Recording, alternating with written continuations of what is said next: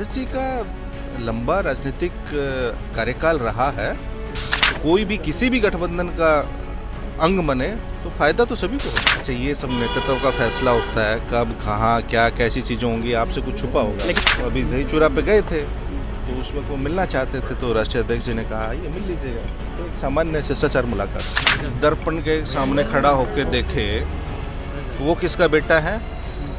उनकी माँ चुनाव नहीं लड़ी, उनके भाई जेडीयू में नहीं है, और सम्राट चौधरी जी 4-5 साल से जाके उनको डिक्टेट कर रहे हैं। विजय सिन्हा जी से सीनियर है, विजय सिन्हा जी को काहे नहीं मुख्यमंत्री लेके जाते हैं। नमस्कार, मेरा नाम प्रेम है और आप लाइव स्ट्रीम देख रहे हैं। तेजस्वी यादव के घर पशुपति कुमार पारस पहुंच गए। देखिए, दही चूड़ा का भोज था। उस दिन भी पशुपति कुमार पारस के आवास पर लालू प्रसाद यादव, तेज प्रताप यादव, कई जो आरजेडी के नेता हैं वो पहुंचे थे। पर अब से कुछ देर पहले पशुपति कुमार पारस राबड़ी आवास पहुंच जाते हैं और वहां पे लालू प्रसाद यादव से लंबी बातचीत होती है। आधे घंटे तक कमरे के अंदर बंद बातचीत हुई है। देखिए, हमने सीधा सवाल पूछा है। राज्यसभा के सदस्य हैं, आरजेडी कोटे से संजय यादव, तेजस्वी यादव के करीबी हैं। देखिए किस तरीके से तमाम चीजों को लेकर जब सवाल किया गया, क्या पशुपति कुमार पारस महागठबंधन में शामिल होने वाले हैं, क्या पशुपति कुमार पारस हैं वो एनडीए छोड़ देंगे। देखिए किस तरीके से संजय यादव हैं वो तमाम चीजों को लेकर अपनी बातों को रख रहे हैं। सबसे पहले हम आपको वो सुनवाते हैं। देखिए, ये शिष्टाचार मुलाकात थी, उनके पुराने पारिवारिक संबंध हैं हमारे आदरणीय राष्ट्रीय अध्यक्ष जी से। तो अभी दही चूरा पे गए थे तो उस वक्त वो मिलना चाहते थे, तो राष्ट्रीय अध्यक्ष जी ने कहा ये मिल लीजिएगा। तो एक सामान्य शिष्टाचार मुलाकात थी। राजनीतिक तौर पर क्या इस मुलाकात को देखा जाए संजय जी? राजनीतिक तौर पर इस मुलाकात को देखा जाए। राजनीतिक व्यक्ति है तो वो सामाजिक राजनीतिक मुलाकात ही कहेंगे आप उसको। राष्ट्रीय अध्यक्ष ने जिस तरीके से सहमति दी थी वहाँ, उसके बाद मिलना तो निश्चित तौर पर कहीं न कहीं इंडिया ब्लॉक महागठबंधन के दरवाजे पशुपति पारस के लिए खुले हुए हैं। अच्छा, ये सब नेतृत्व का फैसला होता है, कब कहाँ क्या कैसी चीजें होंगी, आपसे कुछ छुपा होगा। लेकिन संभावना है संजय। अब वो देखिए, राष्ट्रीय अध्यक्ष जी का मामला है, वो अपने आप इस बात का जवाब देंगे। चाह रहे हैं महागठबंधन के साथ आकर के चुनाव लड़ें और एनडीए को मात देने के लिए मजबूती मिलेगी। आप लोग कौन चाह रहे हैं? पारस जी साथ आए, मजबूत हो। पारस जी का लंबा राजनीतिक कार्यकाल रहा है, तो निसंदेह कोई भी अनुभवी आदमी जो सामाजिक कार्यों में जिन्होंने एक अपनी लंबी उम्र खपा दी, तो कोई भी किसी भी गठबंधन का अंग बने तो फायदा तो सभी को होगा। सम्राट चौधरी कह रहे हैं तेजस्वी यादव को जो मिला है उसको लेकर वो कह रहे हैं क्या मिला है उनको, पार्टी में जो उनको बनाया गया सर्वे कमान दिया गया है, उसको लेकर वो कह रहे हैं कि लालू प्रसाद यादव यही कर सकते हैं, सिर्फ अपने परिवार को ही, पत्नी को और बेटे को।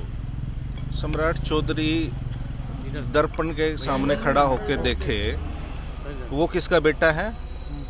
उनकी माँ चुनाव नहीं लड़ी, उनके भाई जेडीयू में नहीं है, जितने परिवार में वो है वो सारे राजनीति में है।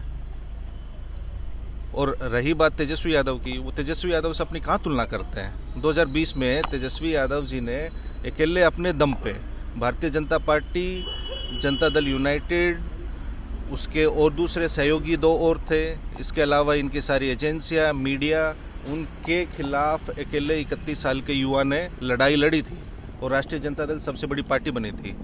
और उससे सम्राट चौधरी जी से पूछिएगा, वो लालू जी के स्कूल ऑफ पॉलिटिक्स से ना निकले हैं। भारतीय जनता पार्टी में जुम्मे उनको 4 साल हुआ होगा। वो तो सम्राट चौधरी जी से मैं तो कहूँगा विजय सिन्हा जी को पूछना चाहिए। भाई वो 1990 से भारतीय जनता पार्टी के मेंबर हैं विजय सिन्हा जी, और सम्राट चौधरी जी 4-5 साल से जाके उनको डिक्टेट कर रहे हैं। विजय सिन्हा जी से सीनियर हैं, विजय सिन्हा जी को काहे नहीं मुख्यमंत्री लेके जाते, काहे सम्राट चौधरी को लेके जाते हैं। वो इसलिए लेके जाते हैं कि मुख्यमंत्री जी भी जानते हैं लालू जी के स्कूल ऑफ पॉलिटिक्स से हैं। उनको विजय सिन्हा और बीजेपी में जितने भी कोर जो बीजेपी के नेता है उन सबसे ज़्यादा, क्योंकि लालू जी के स्कूल से निकले हैं ना। सम्राट चौधरी जी तो स्कुनी चौधरी जी का बेटा है, उनकी माताजी चुनाव लड़ी हैं, खुद चुनाव लड़े हैं, उनके भाई चुनाव लड़े हैं। और एक और उपलब्धि आपको नहीं पता होगा सम्राट चौधरी जी का, वो जीवन में 2 बार चुनाव जीते हैं मात्र, और दोनों बार राष्ट्रीय जनता दल के सिंबल से चुनाव जीते हैं। आखिरी चुनाव वो 2010 में जीते थे राष्ट्रीय जनता दल लालटेन के चुनाव चिन्ह से। उसके बाद से आज 2025 है, 15 साल से सम्राट चौधरी ने कोई चुनाव नहीं जीता है, और उससे पहले उन्होंने जीता था तो वो भी राष्ट्रीय जनता दल के चुनाव, और सबसे कम उम्र में राष्ट्रीय जनता दल ने उनको मंत्री बनाया था।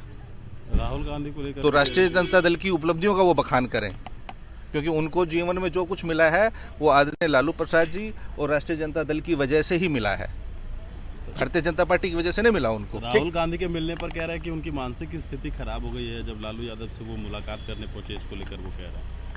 वो जिनके साथ घूमते हैं उनकी मानसिक स्थिति के बारे में भी बोलते थे।